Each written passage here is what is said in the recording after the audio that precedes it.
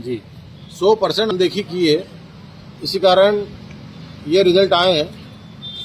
और अगर उम्मीदवारों का चयन अच्छा होता तो जो माननीय कमलनाथ जी की मंशा थी कांग्रेस की सरकार बने, वो मुख्यमंत्री बने, तो निश्चित सफल होते उसमें।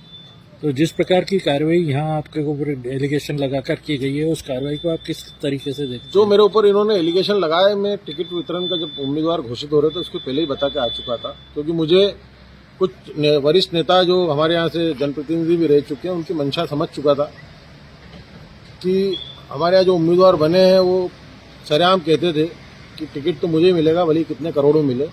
तो हमें समझ में आ गया था कि ये टिकट बिक चुका है, और बिक चुका है तो मैंने हमारे वरिष्ठ नेताओं को, कांग्रेस पार्टी के जो थे उनको बता दिया था कि साहब अगर ये निर्णय गलत हुआ तो 4-5 सीटों पे इसका इफेक्ट आएगा।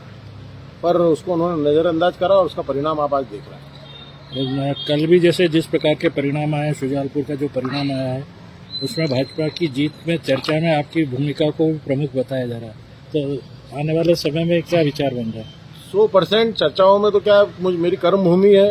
मेरे स्वर्गीय पिताजी मनोहर सिंह जी वहाँ से विधायक रहे हैं, हमारा रहना, जमीन जायदाद सब वहीं है।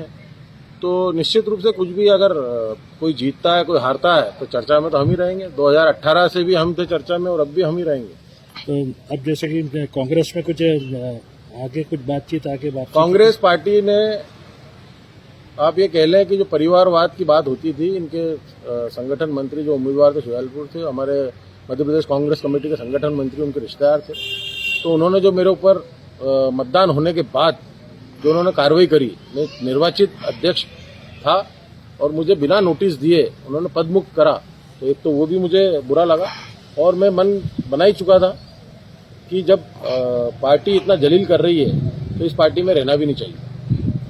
तो ऐसे में विकल्प के तौर पर सामाजिक सेवा भी करनी है, राष्ट्र सेवा भी करनी है, तो आगे जैसे इंदर सिंह जी जिस प्रकार से आए थे, उससे लगता है कि आने वाले समय में भाजपा में आपको देखा जाएगा? निश्चित रूप से इंदर सिंह जी की और भी भाजपा के वरिष्ठ नेताओं से मेरी चर्चा हुई है और उनकी सबकी मंशा है कि जो आपका पारिवारिक बैकग्राउंड है, आपका जो आपके साथ टीम है, और आज के समय देखते हुए भाजपा सबसे मजबूत पार्टी है, तो निर्णय भाजपा में जाने का ही लेंगे।